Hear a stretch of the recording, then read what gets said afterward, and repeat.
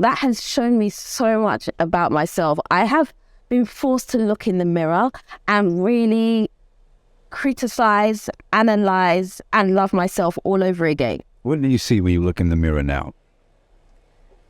I see that I really don't know myself. Della, listen. Hi, Tim. It's good to see you again. It seems like we did one video, now we're doing a bunch of them. I'm telling you, something has just gone out into the air. I was like, yep. Yes, and then listen, on this thing, I have no plans for this video at all. There's not a concept. Right. There's not a motive. But I know that you like to just let it flow. I do. This is the best way. I feel like natural conversation is the best way. Like, I never pre-plan anything.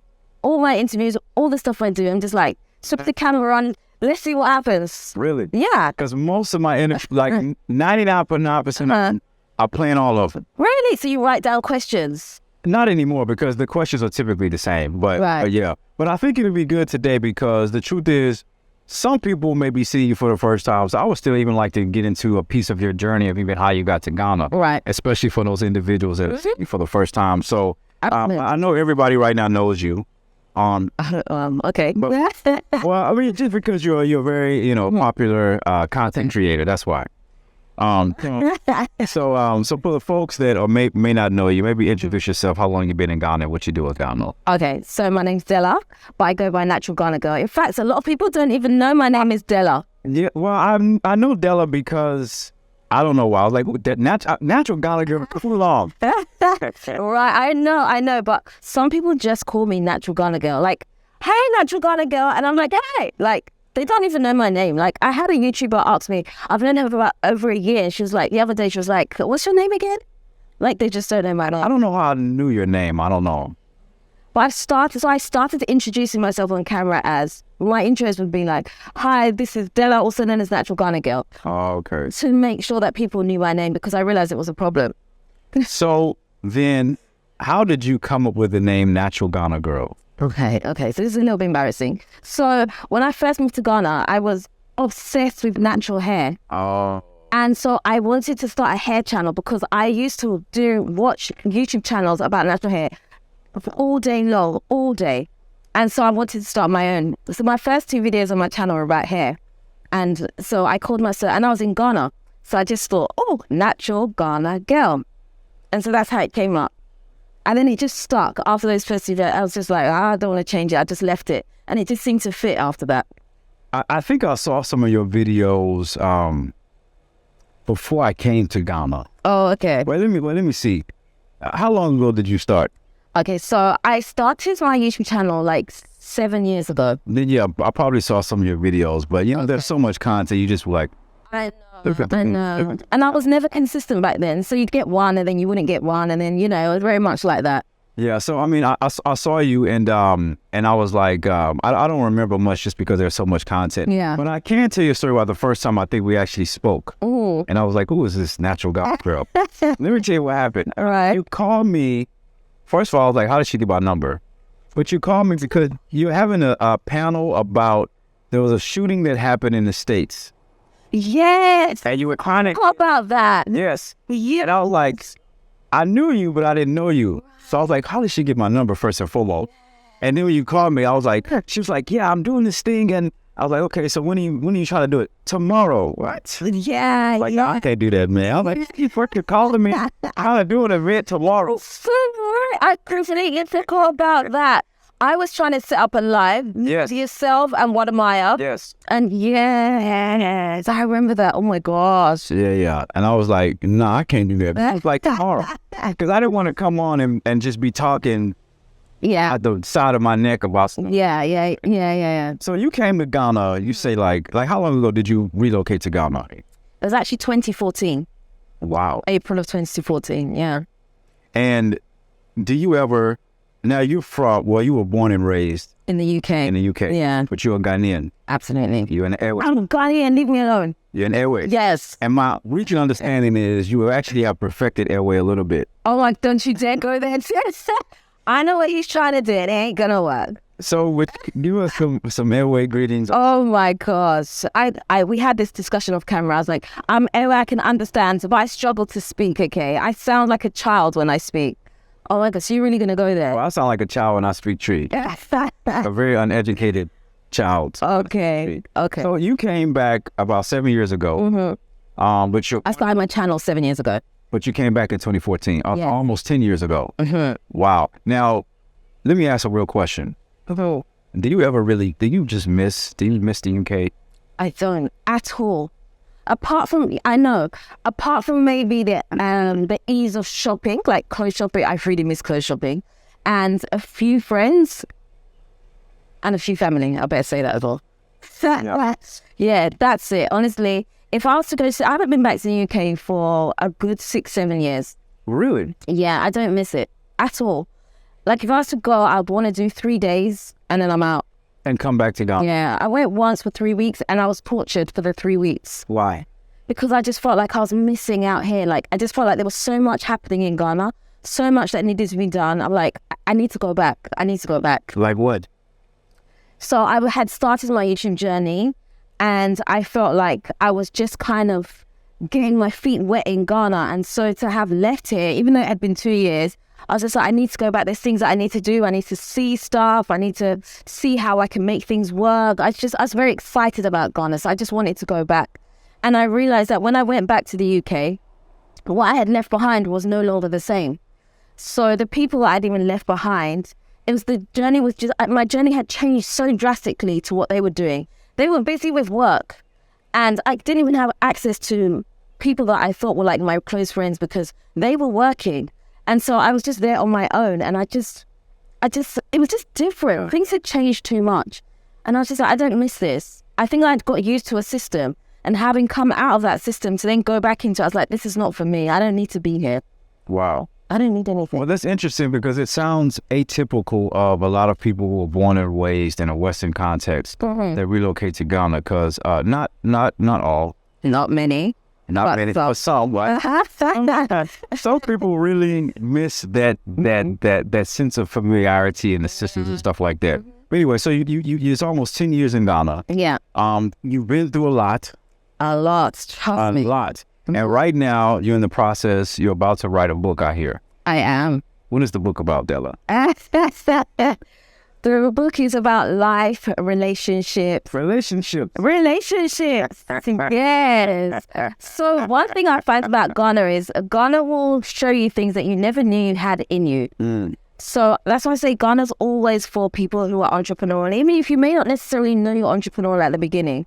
But when you come here, there's things that will be birthed in you. And I feel like those are the things that you should kind of hold on to. So when I was younger, I used to write poems, I used to write songs, and I absolutely loved it. But I stopped. And now I'm going through this whole relationship thing that I'm going through. I just have a rebirth of wanting to write again. And so although I never saw it as any type of career or anything that I wanted to do, it's just been rebirthed in me. The same as doing YouTube videos. I never thought I'd do a YouTube. I'm very shy. I'm very introverted. But it's something. You say that a lot, but every time we see you on Instagram, I know. You always, but you know, Instagram can be not a real depiction of reality. Yeah. Sometimes. No, I really do struggle. I'm honestly, seriously, I'm very much an introvert. I'm very, very shy. So like, if I meet you and I don't know you that well, if I sit here, I have nothing to say. Like, I'm like, I need someone who can talk. I need a third person here who can talk and be the person that talks in between us because I don't actually talk that much. If I'm comfortable with you, you'll get a bit of me. I have moments where I can be extroverted, but for the most part, I'm very introverted. I need my space. I don't want you to come to my house. I don't want you to call me. If you ask me for my number, I probably won't give it to you. I'll be like, take my WhatsApp because then I can filter how much I need to speak. Because I find it draining. No, I get you. I'm really drained by that. I mean, I'm an introvert as well, so I definitely. Yeah, I don't like talking on the phone. Yeah. Listen. So, folks, I apologize. You call me, and I don't answer the phone, and I don't have your number saved. It's probably because I was waiting for the WhatsApp message. Right. Like, what do you want? Right. I even separate my Ghana number from my WhatsApp. They're two different numbers. Okay. I have to. And for folks out there, tell everybody your Ghana number.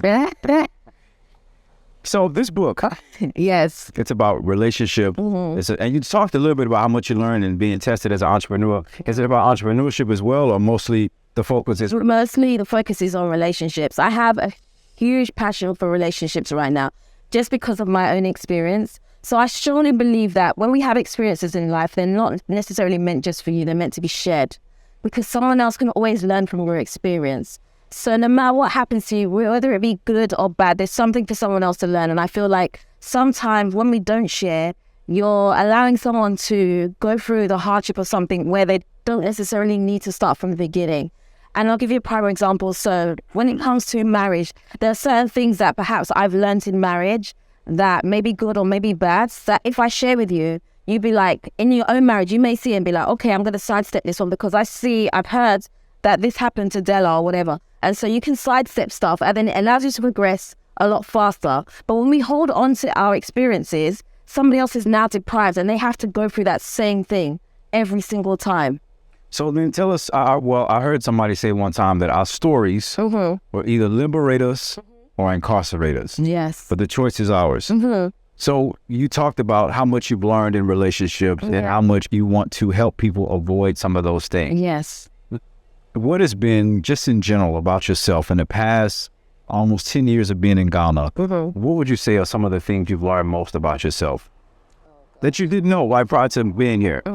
Like I said, in the entrepreneurship side of me, I've learned, especially because I'm going through a divorce right now, that has shown me so much about myself. I have been forced to look in the mirror and really criticize, analyze, and love myself all over again. What do you see when you look in the mirror now? I see that I really don't know myself. I'm learning myself all over again. So I was married for 18 years. I'm going to go back to before I was married, when I was 24. Okay. I wasn't doing the math now. Wow, yeah, no, it's right. She's only 18 years ago. Yeah, exactly. It's amazing, right? So I'm having to go back to that time. I remember who I was then and try and rekindle some of those things. So by doing that, I'm forced to look at some things that perhaps I had become that weren't necessarily a true reflection of who I should have been and who I am supposed to be now. So like I said, I look deep into myself. I look at mistakes that I've made and I try to learn from them. And I try to, when I speak to people, I try to be open and honest about who I am really, you know? So looking back right now, your self 18 years ago. Yeah. Bright-eyed, bushy-tailed, an American saying, right? Which is young, youthful person. Yeah. Just as a young woman navigating life, what do you tell that young person? What do I tell that person? As in, I'm speaking to myself now, like if I was to go back. Sure, why not? And when you speak to her in airway, please. He's really trying hard here. So I would tell myself to trust yourself more. I feel like I lost a lot of trust in myself. And I kind of allowed other people to influence who they felt that I should be. And so I lost myself a lot along the way. And so just to trust myself and to trust the journey that I was about to take and just be bold, I think is what I would say to myself. Just be bold in my own personal decisions for myself. I feel like sometimes I had gotten to a place where I gave other people too much power in telling me who I should be. Is that something that even yourself 18 years ago would have even been able to understand? Because now you have 18 years of experience, 18 years of real life experiential lessons, the ups and downs, all of that. But sometimes when you're young, you're like, that'll never happen to me. Yeah. That's not me. It's like people move to Ghana, we say, listen, is this, is that? I know, but yes. God called me to be here. Whatever you need, right? And then when they get it, like, right. Lights have been on for 5 days. What's happening? Exactly. So, Michael, would you have even listened to yourself? So I would say that I definitely had an aspect of me that was hard-headed. So probably a part of me wouldn't listen, but I feel like a part of me was also daring because I didn't have responsibility, so to speak. So I felt like I had room to make error and it was okay. So back then, you know, I had my own apartment, I had a job, I had a car, I had all these wonderful things. So I felt like I had a great stepping stone for myself back then.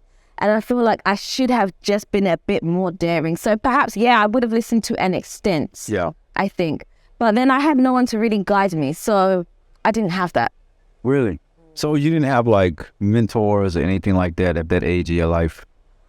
Not particularly. I mean, I did start going to church. I went to church for a good few years, and I definitely had role models there, definitely. But I think for what I needed like someone one-on-one, like a big sister type role. That's what I needed. And you didn't have that? I didn't have that. Wow.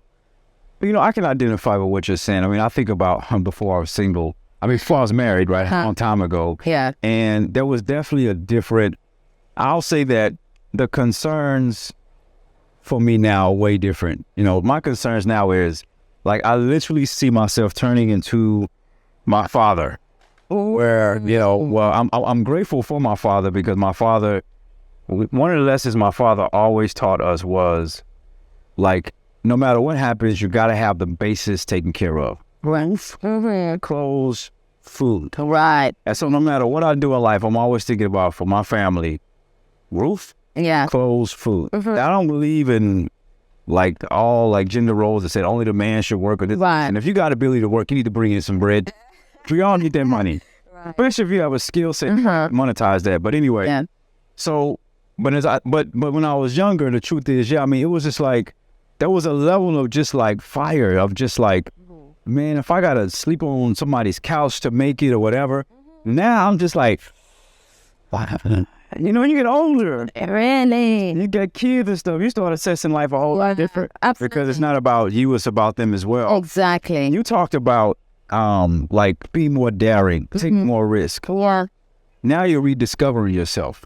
So what does that look like in this particular phase of your life to be more daring, take more risk? So for me, it means putting myself out there more. So I want to do more things. So obviously, like I said, I do a lot of the relationship stuff. So I want to do more of that. I want to be known for the relationship stuff, and I want to be known for sharing my personal experiences, being that bold. As I said, I'm an introvert. So me being that bold and sharing the things that I've been through, the things that I'm going through at the moment, because I like to also share the present, that takes a lot for me. That means me being bold and doing the things that I wouldn't normally necessarily do.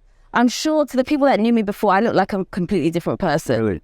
Completely different. Well, even your YouTube videos look different from when you started. I'm sure they do. I'm sure they do. People make a lot of, I feel like people make a lot of assumptions about me as well. You know, I've heard you say this a few times about people's perceptions and assumptions. The stuff off camera that we won't talk about. But the question I have for you is, how do you deal with, let's say, there's criticism coming out that may say relationships. And you want to speak to me about relationships. Are you sure? How do you deal with the criticism that says, listen, you don't have nothing to tell me about relationships? And the phrase would be, you couldn't even make your own relationship work. Absolutely. And I know you've heard it before. That's the only reason I'm so blunt about it. No. Trust, I'm not sensitive, so fire away. So then, how do you deal with that level of criticism and know that, okay, the truth that I'm speaking is really going to empower someone, as opposed to maybe I'm just speaking from frustration or hurt, and I could damage someone out this place versus I really want to help somebody? That's a great question. So for me, I look at it as and someone actually said this to me, and this was so enlightening for me. I tried for 18 years. That means I worked at my marriage. I never tried to jump ship after 2 years, the first sign of something being difficult, because marriage is really, really hard. Like, it will show you so much about yourself that you didn't even know. And so for someone to even last 18 years shows that the person has tried. Like, I have tried so hard, but I actually got to a point where I was like, this is not going to get any better. This is not going to change. Nothing is going to change. And so for me, it just made no sense to continue that same journey. It had expired its course. And I always say, I never claim to be perfect. I'm never claiming to be a relationship counselor. I don't know everything, and I would never want to take that title. I'm literally sharing with people my own experience. And even as I've started this journey, I've already had people reach out to me and be like, they're just so proud of what I'm doing. And we're even getting emotional now. Well, Bridget. Bridget. Oh, go and Bridget. Yeah, because people have reached out to me and said to me that they're so proud of me because I'm doing something that they would love to do, and they're going through something similar. I've had people say, look, I've been married for 20 years and I've struggled to walk away because of what people are going to say about me. And that is the hardest thing. Walking away from marriage is hard, but hearing what people have to say about you is double hard. It makes it double hard. I always say, like, people assume that walking away from a marriage is just easier, and it's not. I guarantee you it's not, because you're now faced with all the things that people are going to fire at you. And you just did this. You decided to just wake up and do this. Marriages, you have to work around. People are saying all kinds of things about you, and it's absolutely crazy. And a lot of the time you can't fight. You can't fight back because you can't answer everyone back. Sure. They don't know your situation. And so you have to become almost a shield and swallow it. And I've always put myself in that position where, because I know what I went through and I know about those dark days and I know what they feel like, and I still go through them sometimes, I'm willing to make myself that shield for everybody else that feels and has felt what I'm going through. Because I want to be that person, and I'll take the hit because I know what it's like. It's hard. It's so hard. It is hard. I mean, it's extremely difficult. And sometimes when I see relationships online and they don't work, well, let me say this. There's a part of me now that is becoming more, I can comprehend a whole lot more now. Ooh. I'm less condemnatory. Yeah. There are some things that, so what I say now is I can comprehend. I don't condone. Yes. And I don't, condemn. Yeah. I can comprehend. Right. How certain things happen. Because for me, the thing that I've learned the most, and I think maybe a little bit different from you, I was really blessed with a lot of great mentors, especially like when I went into university. I've had some amazing people in my life that have really helped transform my life. Yeah. The models that they laid out for me helped me so much. But then when I think about like relationships, I'm saying all that to say that I'm used to being a part of a community of people where there's accountability of like, yo, Tim, you're wrong. Right. Or here's where you're right too, because we also need people to let us know what we're doing well. Yes. And I'm a firm believer, I say this all the time, I'm a firm believer in therapy. Yeah, I can see that. I believe. And what I've learned, at least in this past several years of my life, is a significant amount of the issues have really started with me.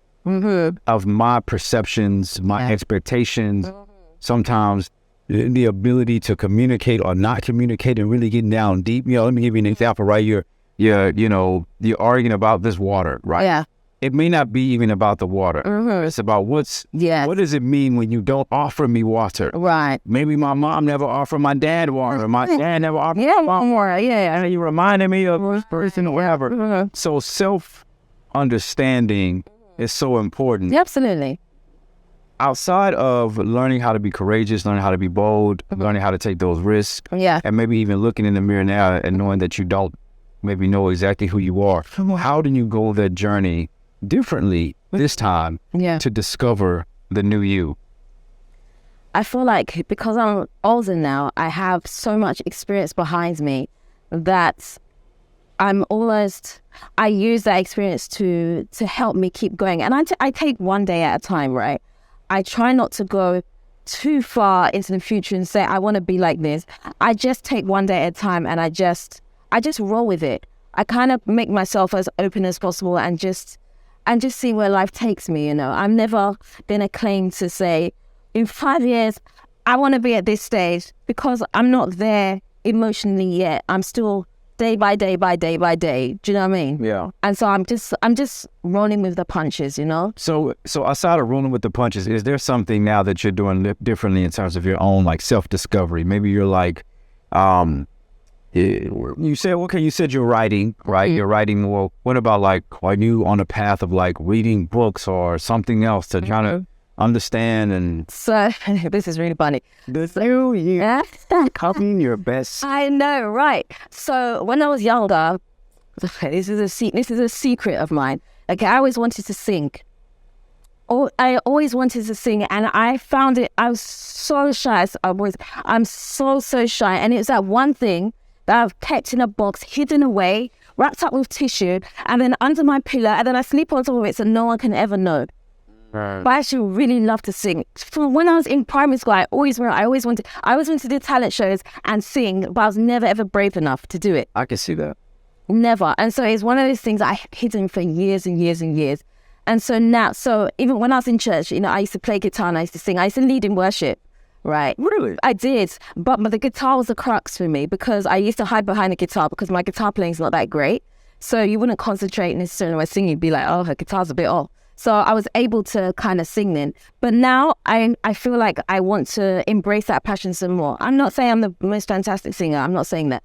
But it's definitely a passion of mine. And so now I'm like, I want to walk that path again. I don't necessarily want to be a singer, but I want to explore that option. You know I'm going to ask for a taste of it. You ain't going to get it, that's for sure. No, in fact, I'm shy.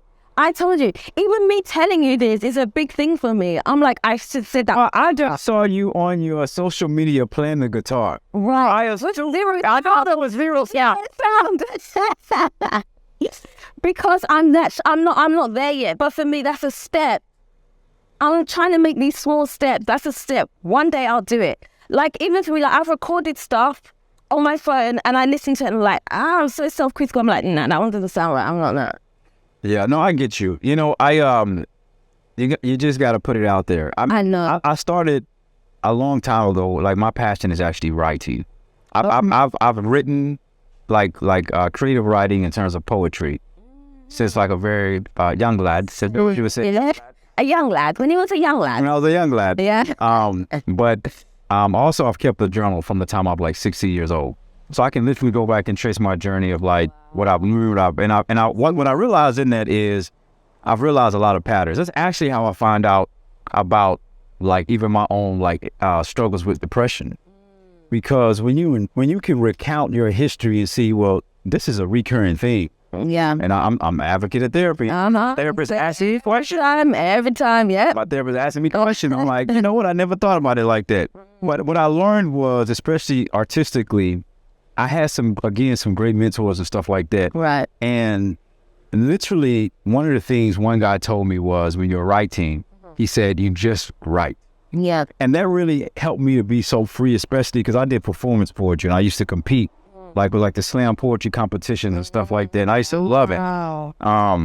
And when he said just write, I can go down and I can write a bunch of stuff and I don't care how it sounds. I don't care whatever, because that's what the revision and editing the process is for. But the authenticity of the idea. Yes, right. The genuineness of the idea. Yes. They're there, they're documented. Throw it onto paper. Yeah. Yeah. I feel like that's how I write as well. So as I'm writing my book, I can literally throwing everything onto paper and then I'll go back and sort it out later. So it's safe to say that in the near future, not only will we be getting a book, we'll be getting like maybe a diary, lessons to my younger self in airway. And then songs that I've never been able to sing from Della. Perhaps we'll see. One step at a time, one day at a time. No, let's do it. Let's do it all right now. Right now, right in seconds. What is the journey now? Right, we were writing the books, we're doing all that. I hear that you have like a literal journey coming up with one of your friends. Yes, it's going around Ghana. Tell us about that. Yes, a natural step because I've been here for so long. But so I'm doing the tour with Rochelle, who's like my bestie. We're very alike, but we're also very, very different at the same time. So it kind of makes sense to do it with her. But for both of us, I'll tell you this secret. For both of us, this is actually very hard for both of us to do because both of us are very shy in putting ourselves out there. So this is a new thing for the two of us.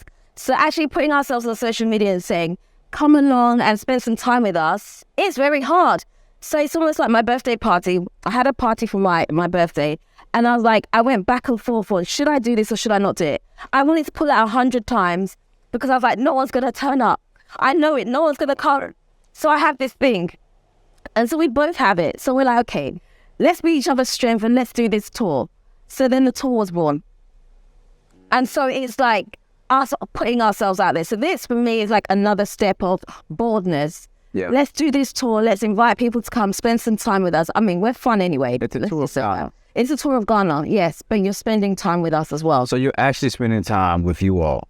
Yeah, on the tour. So it's not like a tour guide, but they're actually going to be with you. Yes. Wow. Yeah. So when is the tour? It's from the 19th of June to the 27th, so it's 8 days. What's the capacity? How many people are you accepting for the tour?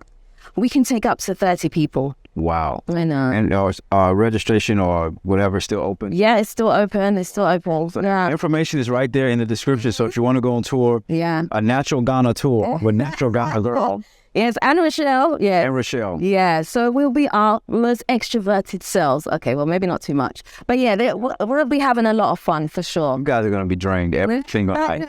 You got. Well, I just want to go to bed. Yeah, I'm sure.